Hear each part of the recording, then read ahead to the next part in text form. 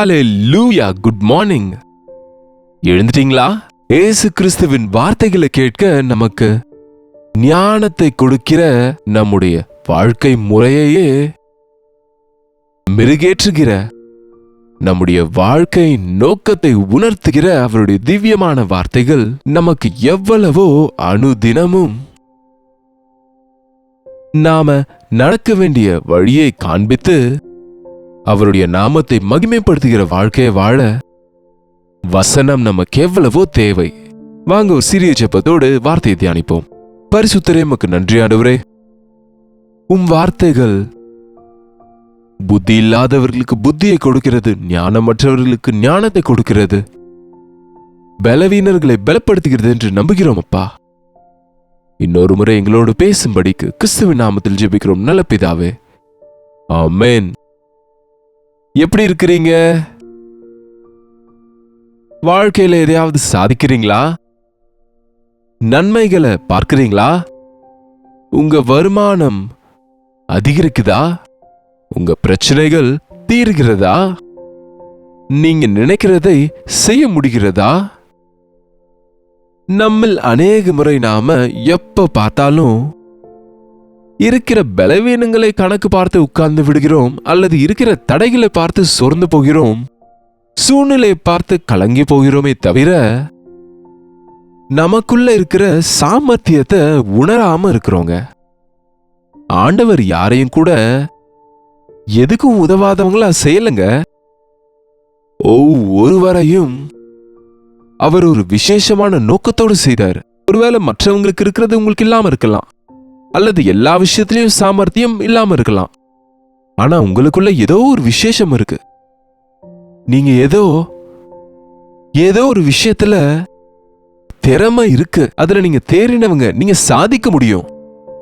இல்லாததை கணக்கு போட்டுட்டு இருந்தா இருக்கிறத பயன்படுத்தாம என்ன செய்ய முடியும்? நாம என்ன இருக்கு உங்களுக்குள்ள? என்ன இருக்கு? என்னங்க, எந்த வேலை செய்தாலும் ஆசீர்வதிக்கப்படுவோம். நீங்க கேள்விப்படலையா? இத சின்ன டீ கடையை தொடங்கி பெரிய பெரிய காஃபி பிரான்ச் ஆரம்பிச்சவங்க இருக்கிறாங்க. பொட்டி கடையில தொடங்கி பெரிய பிசினஸ் ஐகான்ஸ் ஆனவங்க இருக்கிறாங்க. தெருவிளக்குல தன்னுடைய படிப்பை படிச்சு ஒரு பெரிய நோக்கத்தோடு வாழ்ந்து அமெரிக்கன் பிரசிடென்ட் ஆனார். யார் நினைக்கிறீங்க? Abraham Lincoln. என்னங்க, அநேக முறை அவர்களிடம் இருக்கிறதை தேவனுக்கு முன்பு வைக்கும் போது, அதன் மேல அவங்க வேலை செய்யும் போது ஆசீர்வதிக்கப்பட்டாங்க. விருத்தி அடைவது என்பது தேவன் நம்ம எல்லாருக்கும் கொடுக்கிறாரு. கொஞ்சத்துல உண்மையா இருந்தா அதிகம் தரன்னு சொல்றாரு ஆண்டவர். நாம தினமும் எழுந்த பிறகுங்க என்ன செய்வீங்க? நீங்க அதான் டிஃபன் அப்படின்னா பிரேக்ஃபாஸ்ட் பண்ணுவீங்க, காஃபி குடிப்பீங்க, அப்புறம் என்ன செய்வீங்க? இதோ மதியானம் சாப்பிடுவீங்க, மதியானம் முடிஞ்சிருச்சுன்னுவீங்க. என்ன செஞ்சீங்க அதுவரை? ஃப்ரம் பிரேக்ஃபாஸ்ட் டு நூன் எதையாவது சாதிச்சிங்களா? ஏதாவது வேலை செஞ்சீங்களா? மதியம் சாப்பிட்டீங்க, அதுக்குள்ள சாயந்தரம் ஆயிடுச்சு, திரும்ப வேணும், டைம் ஆயிடுச்சு. எதுக்கு? சாப்பாட்டுக்கா? வேலை செய்யாதவன் சாப்பிடக்கூடாதுன்னு வேதத்தில் எழுதியிருக்குங்க. வினோதம் என்னன்னா, இன்றைக்கு வேலை செய்யாதவங்களுக்கு தான் அதிக பசி எடுக்குது, வேலை செய்யறவங்களுக்கு சாப்பாடே மறந்துருது இல்ல. அதுக்குதான் வீட்டுக்கு பாரமாயிடுறாங்க. கஷ்டப்பட்டு நீங்க உழைத்து மற்றவங்களை போஷிக்கிற நிலைமையில இருக்கணுமே தவிர இன்னொருவர் மேல ஆதாரப்பட்டு வாழ்கிற வாழ்க்கை எவ்வளவு காலங்க? வாலிபன் ஆயிட்ட, ஸ்டடீஸ் முடிச்சிருக்கிற, வேலை கிடைக்கலன்னா எங்கேயாவது ரோடு மேல கிடைக்குமா என்ன? எந்த வேலை உன் கைக்கு நேரிடுதோ அதை நீ செய்ய முடிஞ்சா உன் வேலையில நீ ஆசீர்வதிக்கப்படுவ.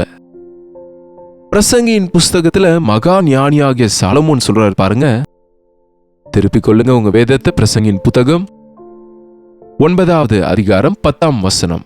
பிரசங்கி 9:10.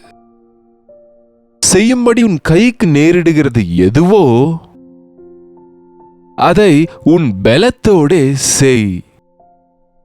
செய்யும்படி உன் கைக்கு நேரிட்ட எந்த வேலையானாலும் சரி, உன் முழு பலத்தோடே அதை செய்.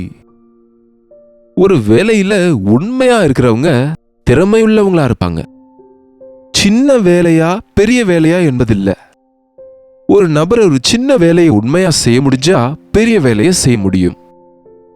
சின்ன விஷயத்துல தன்னுடைய திறமையை பயன்படுத்தி பிரயோஜனமானதை செய்ய முடிஞ்சா அவர் பெரிய காரியங்களை கூட செய்ய முடியுங்க. செய்யும்படியாக உன்னுடைய கைக்கு நேரிடுகிற எந்த வேலையா இருந்தாலும் சரி. அது என்னமோ நம்ம நாட்டுல சில வேலைகள் ரொம்ப மேன்மையுள்ளதும் சிலது ரொம்ப மீன் ஜாப்ஸ், லேபர் வேலை, கூலிக்காரங்க வேலை என்று நம்ம தள்ளி விடுகிறோம். நோ நோ நோ நோ, எந்த வேலையா இருந்தாலுமே அது உயர்ந்த வேலை. அது துடைக்கிற வேலையானாலும், கழுவுகிற வேலையானாலும், கட்டுகிற வேலையானாலும், வைக்கிற வேலையானாலும், சமையலா இருந்தாலும், என்னங்க எந்த வேலையானாலும் நீங்க சமைத்தா அது ருசியாக இருக்கணும். நீங்க தொடச்சா வீடு சுத்தமா இருக்கணும். நீங்க செய்த வேலை, நீங்க ஒரு துணியை துவைச்சா அது புது துணியை போல இருக்கணும். ஆமா, சிலருக்கு அந்த ஆசீர்வாதம் இருக்கு. சிலர் தொடச்சாலும் நல்லா இருக்காது, சமைச்சாலும் சாப்பிட முடியாது, துவைச்சா துவைச்சது போல இருக்காது, இருக்கிறது கெட்டு போகும்ல. மனசு வச்சு செய்ய மாட்டாங்க, ஞானத்தை பயன்படுத்த மாட்டாங்க, கஷ்டப்பட்டு செய்ய மாட்டாங்க. உனக்கு செய்யக்கூடிய சாமர்த்தியம் இருக்கு பாருங்க. எந்த வேலையானாலும் செய்யக்கூடிய சாமர்த்தியம் உங்களுக்கு இருக்கு. ஒருவேளை எல்லா வேலையும் உங்களால செய்ய முடியாம இருந்தாலும் ஏதோ ஒரு வேலையை நல்லா செய்யக்கூடிய திறமை உங்களுக்கு இருக்கு. அது என்னன்னு தெரிஞ்சுக்கோங்க தயவு செய்து. நீங்க அனலைஸ் பண்ணுங்க. நீங்களே அதை யோசிச்சு பாருங்க. எதை இஷ்டப்பட்டு செய்றீங்க? எது நீங்க செய்யறதுல மற்றவங்க அதிகமா புகழ்றாங்க? சொல்லுங்க. எந்த வேலையை நீங்க ஆனந்தமா செய்றீங்க? நீங்க செய்யறது எது வாய்க்குது? அது எழுதுகிற வேலையோ, சிலருக்கு ரைட்டிங் ரொம்ப அழகா இருக்குங்க. அது பேசுகிற வேலையோ, சிலருக்கு ஒகாபுலரி ரொம்ப நல்லா இருக்கும், நல்ல ப்ரொனன்சியேஷன் இருக்கும், நல்ல வாய்ஸ் இருக்கும். சிலருக்கு பிரச்சனைகளை தீர்க்கிற அந்த ப்ராப்ளம் சால்விங் நல்ல ஞானம் இருக்கும். கரெக்டா அந்த பிரச்சனையின் சிக்கல்களை அவிழ்ப்பாங்க. சிலருக்கு சமைக்க முடியும், சிலருக்கு துடைக்க முடியும், சிலர் கன்ஸ்ட்ரக்ட் பண்ண முடியும், சிலருக்கு ஆர்ட் வரைய முடியும், சிலருக்கு அழகா அந்த சிச்சுவேஷனை சாமர்த்தியமா கையால வருங்க. அந்த டிராபிக் ஜாம் ஆகும்போது பாருங்க, சிலர் அந்த கான்ஸ்டபிள் அவ்வளோ பெரிய டிராபிக்கை கண்ட்ரோல் பண்ண முடியலன்னா சில வாலண்டியர்ஸா வருவாங்க பாருங்க. எவ்வளவு அழகா 5 நிமிஷத்துல அந்த டிராபிக்கை கிளியர் பண்ணிடுவாங்க. அவங்க கான்ஸ்டபிள் கிடையாது, ஆனா அவங்களுக்கு அந்த சாமர்த்தியம் இருக்கு. ஒழுங்குபடுத்துகிற சாமர்த்தியம் என்ன உங்களுக்குள்ள இருக்கு? உங்க திறமை என்ன? பாருங்க, திறமைகள் எல்லாருக்குமே இருக்குங்க. ஆனா சிலர் அதை பயன்படுத்த மாட்டாங்க. உங்களுக்கு இருக்கக்கூடிய எபிலிட்டிஸ் எவ்வளவோ இருக்கலாம். But what motivates you to do that? எதற்கு அந்த வேலையை செய்யணும் என்றதை வைத்து நீங்க உங்க திறமையை அதுல காட்ட முடியுங்க. அது யாருக்கோ மற்றவங்களுக்காக செய்கிறேனோ, அல்லது ஒரு உத்தியோகமா அதை நான் செய்கிறேனோ, அல்லது இதை செய்தா எனக்கு என்ன லாபம்னோ, நீங்க அப்படிப்பட்ட நோக்கத்தோடு வேலை செய்யும் போது, நாம எல்லாரும் செய்யறாங்கல்ல, அதுல நானும் ஒருத்தன் என்று நினைக்கும் போது நம் வேலையில திறமை இருக்காதுங்க. நீங்க யாரு இந்த வேலை செய்வதன் மூலமாக பணம் நிறைய கொடுப்பாங்கன்னா, அல்லது புகழ் கிடைக்கும்னா, அல்லது என் கைக்கு வந்த வேலை இல்லையா, தேவன் புகழும்படி மனுஷர் புகழும்படி யார் புகழ்ந்தாலும் புகழாவிட்டாலும் என் சாமர்த்தியம் எல்லாம் பயன்படுத்தி இதை நான் செய்வேன் என்று செய்து பாருங்க. வாவ்! மனுஷர் தயவிலும் தேவனுடைய தயவிலும் விருத்தி அடைந்தாங்க பாருங்க. அந்த காலத்தில் அங்கே சாமுவேலும் இங்கே இயேசு கிறிஸ்துவும். ஆட்டோமேட்டிக்கா உங்க வேலையில நீங்க உண்மையா இருந்தா ராஜாக்களுக்கு முன் நிறுத்துவாருங்க. நீங்க கொஞ்சத்துல உண்மையா இருந்தா அதிகம் உங்களுக்கு கொடுப்பாரு. நீங்க உலக சம்பந்தப்பட்ட காரியங்கள்ல உண்மையா இருந்தா தெய்வீக அதிகாரங்களை ஆண்டவர் கொடுப்பாருங்க. உங்க நோக்கம் பணத்துக்காக வேலை செய்கிறவன் கூலி புத்திங்க. அது டைம் ஆச்சுன்னா போயிடுவாங்கல்ல, பாதி மனசோட செய்வாங்கல்ல. யாருக்காவது வீட்டை கட்டி கொடுக்க சொன்னா பாருங்க, அவங்களுக்கு அழகா கொட்டேஷன்ஸை கொடுத்துட்டு தரமில்லாத பொருட்களை பயன்படுத்தி அதிக விலைய பில்லுல போட்டு எப்படியோ கட்டி முடிச்சு பினிஷ் பண்ணிட்டோம்ல, இதுனா எனக்கா, அது இருந்தா என்ன விழுந்தா என்ன நினைப்பாங்க. அதே உங்களுக்கு வீடு கட்டணும்னா you will select the cement, you will select the wood, நல்ல டிசைன் போட்டுப்பீங்க, 4 தலைமுறைக்கு நிக்கணும்னு நல்லா கடைக்கால போடுவீங்க. இதே போல ஒருவன் ஒரு எஜமான இடத்துல கான்ட்ராக்டரா இருந்தா ஒரு நல்ல வீடு பெஸ்ட் மெட்டீரியல் யூஸ் பண்ணி கட்டுப்பா என்று சொன்னா, அவரு கட்டிட்டாரு, ஓப்பனிங் ஆயிடுச்சு.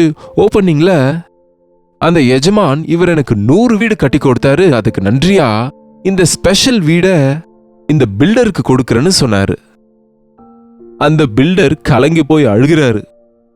ஏங்க அழுவுறீங்க, வீடு கொடுக்கறேன்னு சொன்னான்னா, ஐயா இது எனக்குன்னு தெரியாம இதுல தரமில்லாத பொருட்களை பயன்படுத்தின, தேக்கு மரம் இல்லாம சாதா மரத்தை கொண்டு வந்து தேக்கு மரம்னு லோ குவாலிட்டி மெட்டீரியலை பயன்படுத்தி இருக்கிறேன். இந்த பில்டிங் 4-5 வருஷத்துல விழுந்துரும், என் சொந்த கையால என் வருங்காலத்தை அழிச்சிட்டேன்னு அழுதாராங்க. அதுதான் நடக்குங்க. இன்றைக்கு நீங்க உண்மையா இருந்தா அதனுடைய விளைச்சல் உங்களுக்கு இருக்கும். எதை விதைப்போமோ அதையே அறுப்போம். எப்பவும் ஞாபகம் வச்சுக்கோங்க, எந்த வேலை செய்தாலும் உங்க ஆட்டிடியூட் எப்படி இருக்கணும்னா, I must bring it out the best way. அருமையா செய்யணும், பெஸ்டா செய்யணும், உத்தமமா செய்யணும். இனி இதுல எந்த குறையுமே இல்லாதபடி என் சாமர்த்தியம் எல்லாம் பயன்படுத்தி, என் அறிவெல்லாம் பயன்படுத்தி, என் ஞானமெல்லாம் பயன்படுத்தி, என் நேரமெல்லாம் செலவிட்டு, என் மனசு வைத்து செய்யணும். ஆமாங்க, ஒரு பிரசங்கம் பண்ணாலும், ஒரு பாட்டு பாடினாலும், ஜெபம் செய்தாலும், சுவிசேஷ வேலை செய்தாலும், தேவனின் நாமத்தில் ஏழைகளுக்கு சேவை செய்தாலும், தேவ ஊழியத்தில் இப்படியாக வீடியோஸ், ஷூட்டிங்ஸ், எடிட்டிங்ஸ், ஆடியோஸ், இதெல்லாம் எவ்வளவு வேலை இருக்கு தெரியுமா? We always struggle to bring the best for God. தேவனுக்கு உச்சிதமானதை கொடுக்கணும், சிறந்தவைகளை கொடுக்கணுங்க. தேவனே எங்களுக்கு திறமையை கொடுங்க, நீர் கொடுத்திருக்கிற சாமர்த்தியத்தை நிறைவேற்றணும் என்கிற நோக்கத்தை கொடுங்க, மோட்டிவேஷன் கொடுங்க.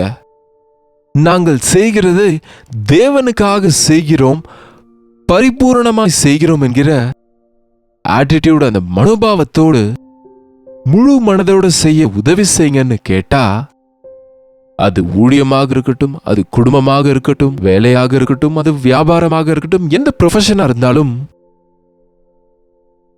இதெல்லாம் இல்லைங்க நான் ஒரு ஹோம் மேக்கரா வைஃபா இருக்கிறேன்னா, why can't you be the best wife in the world? உங்க வீட்டை கட்டிக்கொள்ளுங்க, உங்க பிள்ளைங்களை தேவ பயத்துல வளருங்க, உங்க கணவருக்கு ஏற்ற துணையாக இருங்க, உங்க குடும்பத்தை போஷிக்கிற விஷயத்துல உங்க குடும்பத்துக்கு, உங்களுடைய மனைவி பிள்ளைகளுக்கு குறைவில்லாம பிரயாசப்பட்டு அவங்களுக்கு நல்ல தகப்பனா இருங்க, நல்ல கணவனா இருங்க. ஏன் அப்படிப்பட்ட ஆசை இல்லை இன்றைக்கு விசுவாசிகள் என்பவர்களுக்கு? அதுக்குதான் நம்ம வாழ்க்கையில எப்ப பார்த்தாலும் வெறுப்பு, முணுமுணுப்பது, புலம்புவது, அந்த திட்டிக் கொள்வது, அந்த புலம்புவது, என்ன இந்த வாழ்க்கை, என்ன செய்த, என்னத்தை சாதித்தன்னு எவ்வளவு நேரம் சோர்ந்து போகிறோமே தவிர, உங்களுக்குள்ள இருக்கிற திறமையை நீங்க தெரிஞ்சுக்கல, உங்களுக்கு இருக்கிற வாய்ப்புகளை நீங்க பயன்படுத்துகிறது இல்ல, உங்க முழு மனதோட உங்களுக்கு ஒப்புவிக்கப்பட்ட காரியங்களை நீங்க நிறைவேற்றி ஆசீர்வதிக்கப்பட்டு அநேகருக்கு ஆசீர்வாதமா இருக்கிறது இல்ல. இந்த காலை நேரத்தில் ஒரு தீர்மானம் செய்யுங்க. செய்யும்படி என் கைக்கு நேரிடுவது எதுவோ என் பலத்துல குறையில்லாம செய்வேன். ஏனென்றால் வேலை செய்வது உயிரோடு இருக்கிறவங்க தான், செத்தவங்க வேலை செய்ய முடியாது. பாதாளத்திலும் நரகத்திலும் பரலோகத்திலும் நமக்கு வேலை இல்லைங்க. நம்ம வாழும்போதுதான் செய்யணும். ஏதாவது சாதிக்கணும், எதையாவது செய்யணும்னா நம்ம சாதிக்கிறது நமக்கு மட்டுமல்ல, நம்ம தலைமுறைகளுக்கும் அது ஆசீர்வாதமா இருக்கும். யாரோ ஒருவர், அந்த ஜான் பென்னிக்விக் தோர எப்பவோ 100 வருஷம் முன்னாடி, கிட்டத்தட்ட 150 வருஷம் முன்னாடி முல்லை பெரியாறு டேம கட்டினாரு. உங்களுக்கு தெரியுமா? அங்க அவ்வளவு நல்ல விளைச்சல் இருப்பதற்கு காரணம் அவர் யாரோ கட்டினாரு. இப்போ கூட இவ்வளவு வருஷங்களுக்கும் சிமெண்ட் இல்லையே, ஆட்கள் இல்லையே, அவங்க இல்ல, இது இல்லை என்பது இல்லாம அவருடைய சொந்த சொத்தை வித்து இங்க கட்டி கொடுத்தாராங்க. எஸ், உன் கைக்கு நேரிடுகிற வேலைய செய்கையும் வித்தையும் அறிவும் நீங்க வேலை செய்யும் போது உங்க வேலையில வித்தைகளை பயன்படுத்துங்க. நல்ல யுக்திகளை வித்தைகளை வீணானதுக்கு பயன்படுத்துறாங்க, குறுக்கு வழியில போக பயன்படுத்துறாங்க. இந்த வித்தைகளை உங்க அறிவை பயன்படுத்துங்க. உங்க அறிவை பொய் சொல்வதற்கும் மோசம் செய்வதற்கும் இல்ல. எதையாவது சாதிக்க உங்க அறிவை பயன்படுத்துங்க. உங்க ஞானத்தை பயன்படுத்துங்க. தேவன் ஞானத்தை கொடுத்திருக்கிறாரு. ஒருவேளை ஞானத்துல குறைவுதா கேட்க சொன்னாரு. அதனால இன்றையில இருந்து உங்களுக்கு எல்லா விஷயத்திலையும் உங்க வேலையில உங்களுக்கு ப்ரமோஷன் மேல ப்ரமோஷன் வரணும்னா, உங்க வியாபாரத்துல விருத்தியும் பெருக்கமும் 100 மடங்கு பலன் வேணும்னா, உங்க குடும்பம் ஆனந்தமா பிள்ளைகளின் பிள்ளைகளோடு மகிழணும்னா, உங்க கைக்கு நேரிடுற வேலைய முழு பலத்தோட முழு மனதோட செய்யுங்க. ஜபத்தோட கூட செய்யுங்க. நாளுக்கு நாள் விருத்தி அடைவீங்க. ஜபம். பரிசுத்தரே, அன்புள்ள தகப்பனே, எத்தனையோ முறை ஆண்டவரே, எங்களுக்குள்ள எவ்வளவோ திறமை இருந்தாலும், எவ்வளவோ படிப்பு எங்களுக்கு இருந்தாலும், வேலை செய்யணும் என்கிற ஆசை, சம்பாதித்து குடும்பத்தை போஷிக்கணும் என்கிற விருப்பமற்றவர்களாக, எத்தனையோ வாய்ப்புகள் எங்களுக்கு கொடுக்கப்பட்டாலும் அதை பயன்படுத்தாம, இன்னும் எத்தனையோ பேர் இன்றைக்கு எதுவுமே செய்ய முடியாத சூழ்நிலையில, எதுக்கும் உதவாத நிலைமையில, மற்றவங்களுக்கு பாரமா இருக்கிற நிலைமையில இருக்கிறாங்க ஆண்டவரே. அப்படிப்பட்டவங்க யார் யார் இருக்கிறாங்களோ, இந்த நேரத்தில் இந்த ஜெபத்துல ஒருமனப்படுகையில அப்படிப்பட்டவங்க இருதயத்துல உம்முடைய ஆவியின் காரியங்களை செய்யுங்கப்பா. இன்று தொடங்கி என் கைக்கு நேரிடும் வேலையை நான் பலத்தின் குறைவில்லாமல் செய்வேன்.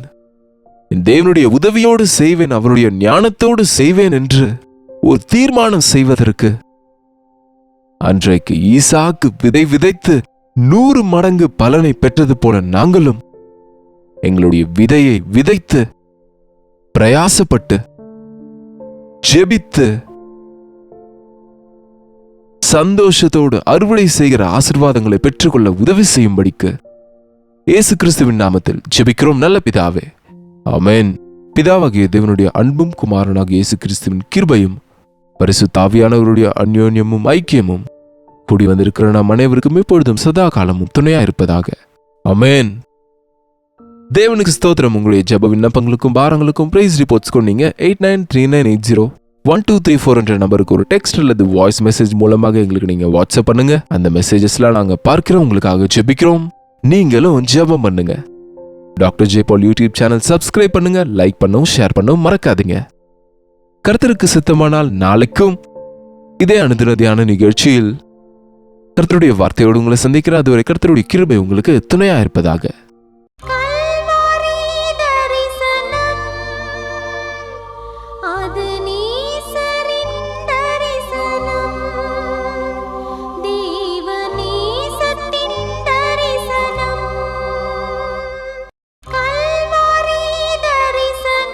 ஒவ்வொரு நாளும் வசனம் தியானிப்பேன், ஒவ்வொரு காலையிலும் உம்மை சந்திப்பேன். ஒவ்வொரு நாளும் வசனம் தியானிப்பேன், ஒவ்வொரு காலையிலும் உம்மை சந்திப்பேன். என்னோடு பேசும் தெய்வம் நீ, இன்றும் என்னோடு பேசிடும். உம் வார்த்தை ஜீவன் உள்ளது, இன்றே என் வாழ்வை மாற்றிடும். அனுதின தியானம்